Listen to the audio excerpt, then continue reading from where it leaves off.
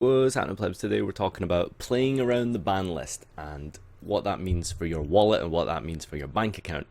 Um, a lot of questions that people would really have when it comes to like trying to make a little bit of money out of this game or investing into a new deck and stuff is kind of just waiting for a ban list and kind of thinking to yourself what's going to hit, what's not going to get hit.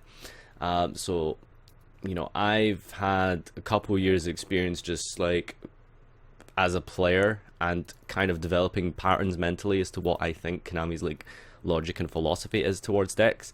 So hopefully by the end of this video you should have a bit of a better idea of how to sell up before a ban list and how to kind of just play around it really. So first and foremost, I'd like to talk about the time. Actually, before I get into it, I just want to say, are you actually going to use a web browser for this video? Yes, I am. I'm actually even going to use Microsoft Word because I don't have the right setup on my computer right now to do a proper edited video, but that's besides the point. Forgive me for the low grade quality shit. But yeah, this is the kind of categories that I've decided to divide this into. So high risk cards, low risk cards, and then actually adjusting the meta, wild cards, kind of things out of the blue, and then a degree of following the OCG. Now, first thing that you always have to take into consideration is the fact that the ban list and the kind of metagame will always follow a financial plan. So when you look at the ban list, you can't think to yourself what's healthy for the game, what's good for the game. That isn't the primary reason why ban lists get adjusted. It's important to keep that into consideration. I don't mean that as like a stab at Konami or anything, because in the end they do have to make money. But a lot of the ban list theory is kind of just out with the old, in with the new, and little slaps on the wrist in between. So last year is a very good example where we had Necros getting a few hits here and there, and then by the end of the year it was just get this deck's gone. Just it's over. We're moving on. So that's the kind of way you have to think about the ban list. Don't think about in terms of what's fair and what's unfair. That's not the primary concern. So the first category that I'd like to highlight is the high risk cards. So these are cards that are like last year, for example, things like Necros of Shurit, Necros of Trishula, Bryanak. Those are very high risk cards when it's coming to the end of a deck's lifespan.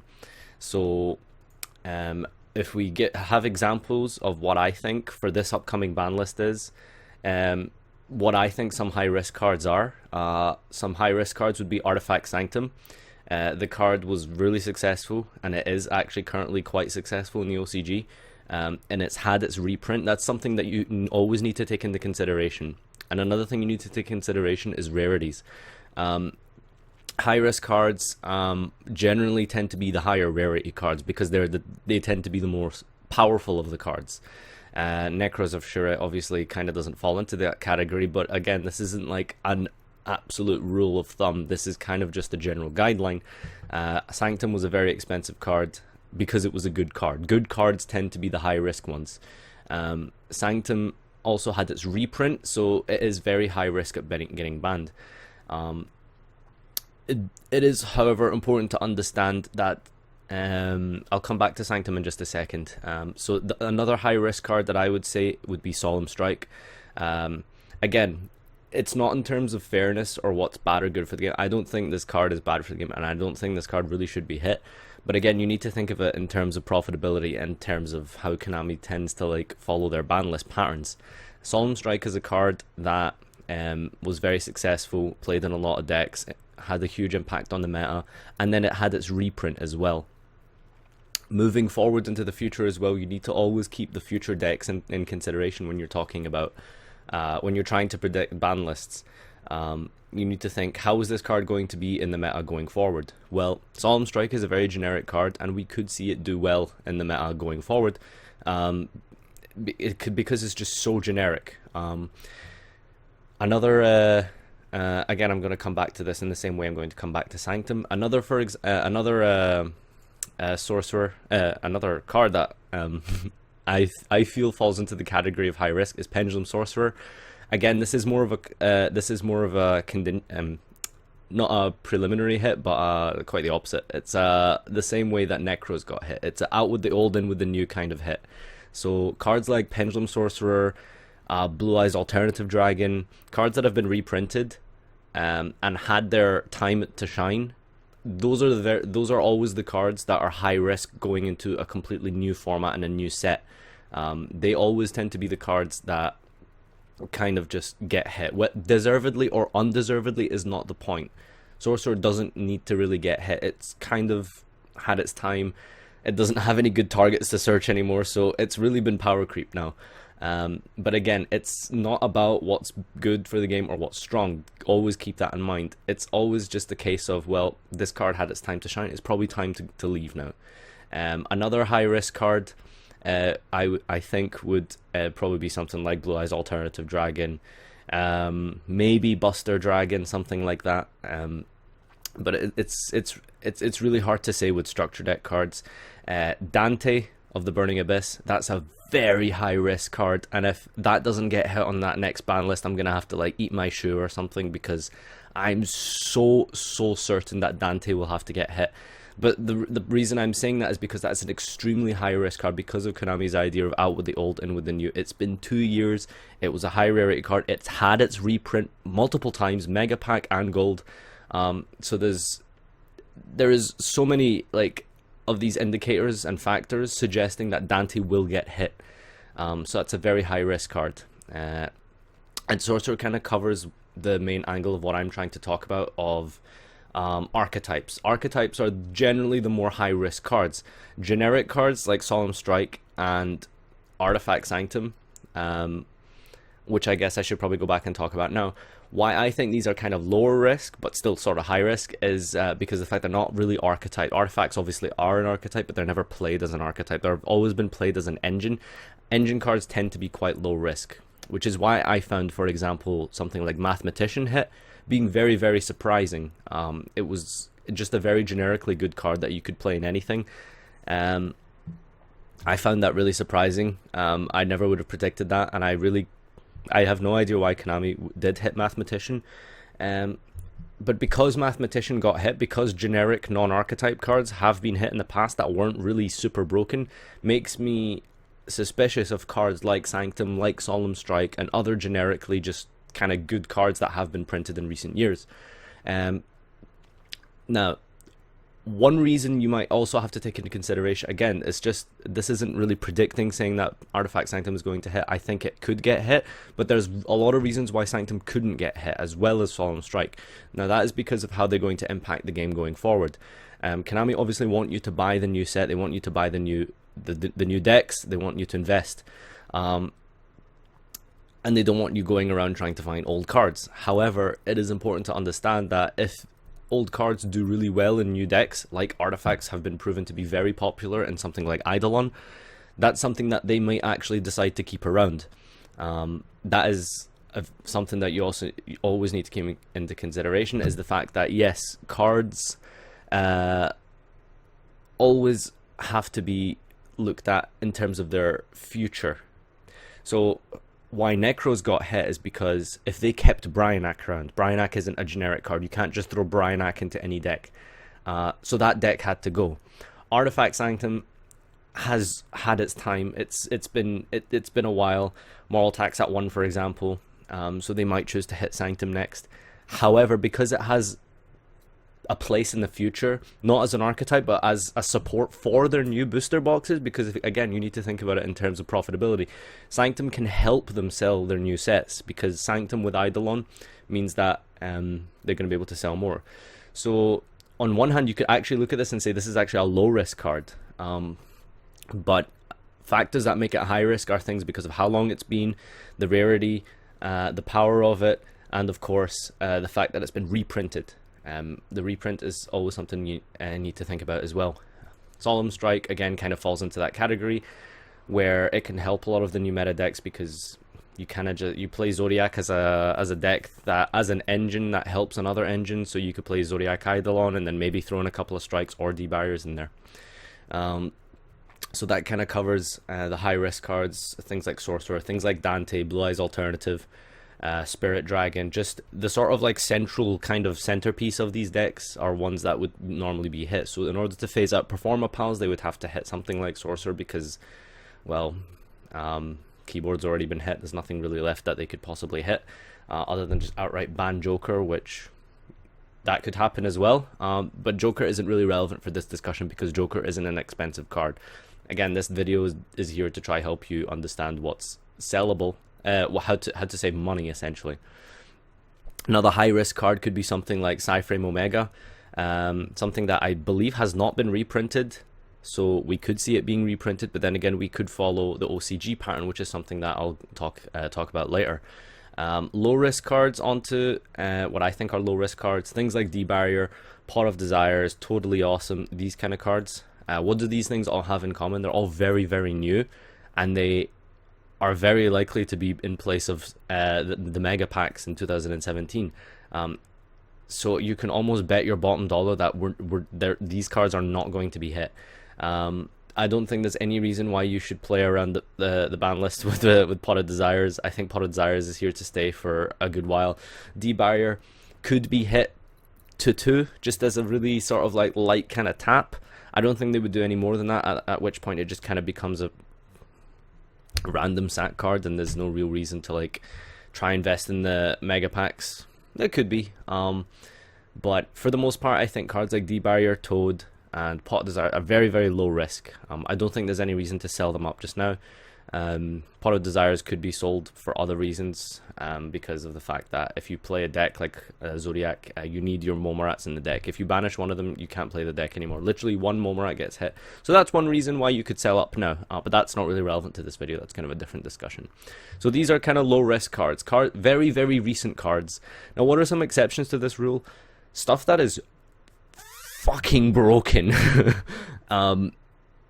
Like last year when Bosch came out, Pepe got hit. They had an emergency ban list, but something you need to remember is that emergency ban list, they didn't hit any of the high rarity cards, because I guess they were trying to be nice to us and like not let us be too sad that our cards got hit that hard. Apart from Luster, that obviously was quite a heavy hit.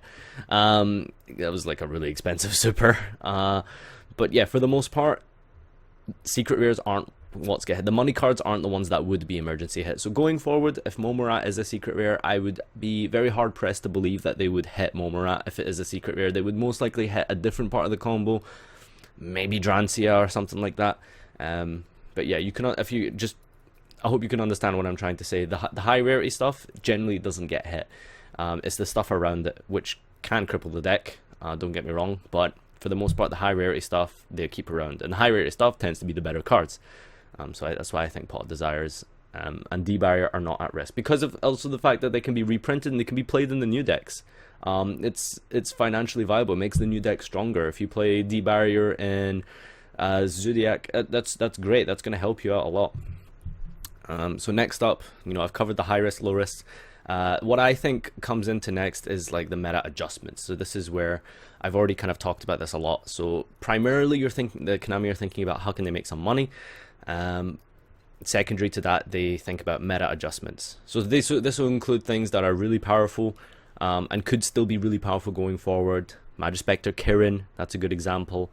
That's a really powerful card that could potentially be hit. Omega to 1, because they don't want like really degenerate combos in the game. There's a lot of examples of just kind of little meta adjustments. Buster Dragon to 2, something like that. But there's nothing particularly broken currently that would like sort of challenge Zodiac. I don't think any of the current decks really could overpower Zodiac to the point where they can be consistently better than them. I don't think ABC is going to be a consistently better deck than Zodiac, for example.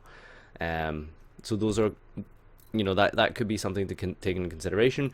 Magispector Kirin is very likely to be banned, but it's kind of not that relevant for this video because it's not very expensive anyway. You wouldn't, if your Kirin got banned, it's whatever. You're probably going to have to drop it from your Metal Foes Zodiac deck that you're going to play anyway. You might consider, well, Kirin's banned now, I guess Paleozoics could go up. Maybe I'll invest in that deck. But yeah, as for the card itself, there's not really much to worry about. It's hard to think of an example currently, because we've just had a meta where all the actual really good cards have been fairly cheap. So looking back in the past, high-risk cards in terms of meta adjustment would be Necros of Trishula. That's a card that was quite expensive. I mean, you'd be spending like £20 or something on it at its peak. That would be something that's really high risk, but generally something like a 3 of like Bryanak, if that got banned or hit, like you'd be losing a lot of money if that just went from 3 to 0 in the November list, for example. So yeah, that would be, back then in 2015, that would have been a good time to sell up. Next category, wild cards. These are things that are just out of the blue, you know, things that you could potentially stock up on and sell en masse when the ban list hits. Harpy's Feather Duster is an extremely popular example. Thousand Eyes Restrict, for example. Snatch Steal, these were all like crazy wild cards. Obviously the higher rarity the better, because it means if you stock up on them, you buy them for pennies and then you sell them for like £30 each, like what happened with Raigeki. LOB Super Raigeki's just took the roof off. I wouldn't recommend this. Konami tends to be very, very, very, very conservative when it's when bringing back old cards, so I probably wouldn't start stocking up on your dusters after this video. But if you feel like gambling, like, you could make a lot of money, because again, this kind of goes into the next category of OCG patterns. OCG had brought this back. It's very likely that, you know, Konami thinks that it would be okay in our region as well. Snatch Steal, Trishula, all examples of wild cards that Konami could potentially bring back. Things that are very unlikely to come back but could be kind of funny wild cards, Red MD, that kind of stuff. So you can understand what I'm trying to get at. There's a lot of crazy sort of things that could come back out of the blue. But this is the worst category when it comes to playing around the ban list. Never ever play with your money with wild cards. Like, don't think to yourself, I'm gonna stock up on Red MDs after this, I'm gonna stock up on Raigekis, Harpies Dusters and Heavy Storms and all these max rarity like old broken cards. Like, if they come back, they come back. Maybe keep a copy of them for yourself. Buy a high rarity duster for yourself, keep it in your binder. One day it's gonna come back. That's just a fact. It will come back one day. It's not gonna be gone forever, unless they decide to reprint it as a new card. You know, Shadow Mist is like sort of the new Stratos. They just made it a little bit weaker. But for the most part, you know, if you can get a good deal on a super high rarity like duster, if you really like it, you could do that. But for the most part, don't try and make money off wild cards. It's really yeah, there's too much risk involved. But that basically does it for the video, honestly. I kind of wanted to talk a little bit about following the OCG pattern, so looking at things that they are that they had hit over in Japan, things that came back. Dragonfly, I believe Inzectors are at full power over there, but I mean, it really doesn't matter because they're not going to be that good going forward. Inzector, Zodiac, who knows, maybe that's a deck. Mathematician came back to 3. Another example of toolboxy cards. Kind of what they try to do with these new decks. Zodiac is more of an engine rather than an archetype. You don't really want to play Zodiac, you want to play Zodiac in like Eidolon or something like that. So again, just talking about this, a lot of these things are sort of what we've mentioned. Terratop, I didn't mention previously, but that's another example of a very high risk card. But again, there are reasons why it could be low risk, because like it's the exact same position as Sanctum. It's a card that is really powerful, and they kind of want to like just phase it out. It's had its reprint and stuff like that.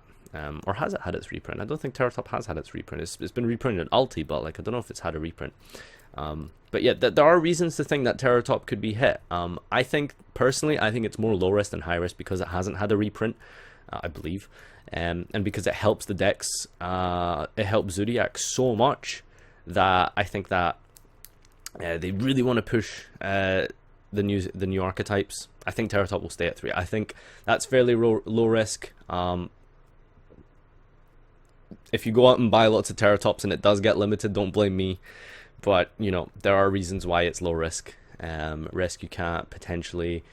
Bryanak, the Synchro Monster, again, that's a card that you could buy one of. Just keep it around in case. Totally awesome. It's been around a while in the OCG, but I think for us here in the TCG, I think for the meantime it's low risk. I think in the next ban list it will be very high risk. Definitely. Tenki, like all these cards that support the new archetypes, I think are very low risk. So that's kind of like how I would sort of judge the OCG patterns. So yeah, that's really all I have to say about this. I hope I've explained enough.